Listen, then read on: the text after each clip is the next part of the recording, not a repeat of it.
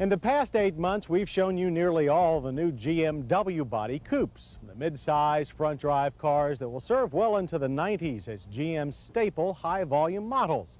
If you haven't seen them on Motor Week, then you've seen them on the street. The Buick Regal, Pontiac Grand Prix, and Olds Cutlass Supreme. These cars are getting pretty popular, especially Buick's Regal.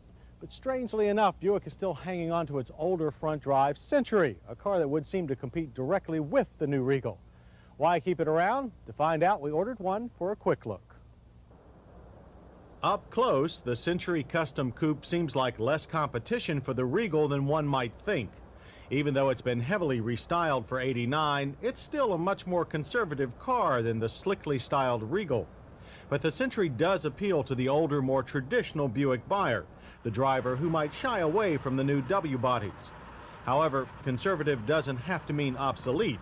The Century may look older, but its power plant is one of the newest engines in the GM fleet.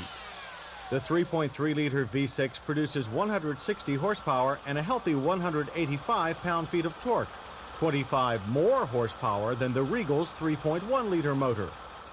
This allows the Century to sprint from 0 to 60 in a very unconservative 8.4 seconds, about a second faster than the Regal. The quarter mile ends in 16.5 seconds at 84 miles per hour.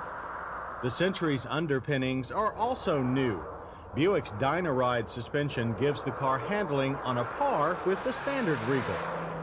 It's crisp and predictable, though only the Buick traditionalist will like the dead, overboosted power steering. Braking has a rather traditional feel as well.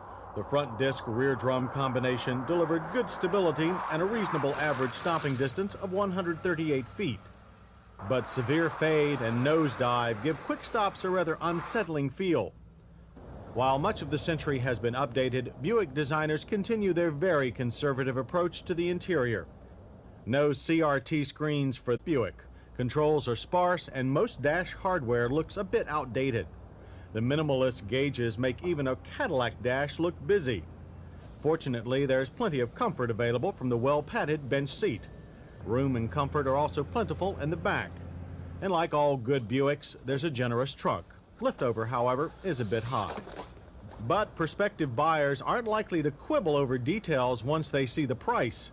The Century Custom Coupe starts at only $12,199. Our well-equipped test car came to $15,210. That's a price that should gladden the heart of anyone who's frugal with a dollar. So, despite more power, the Century really doesn't compete with the Regal so much as it supplements it.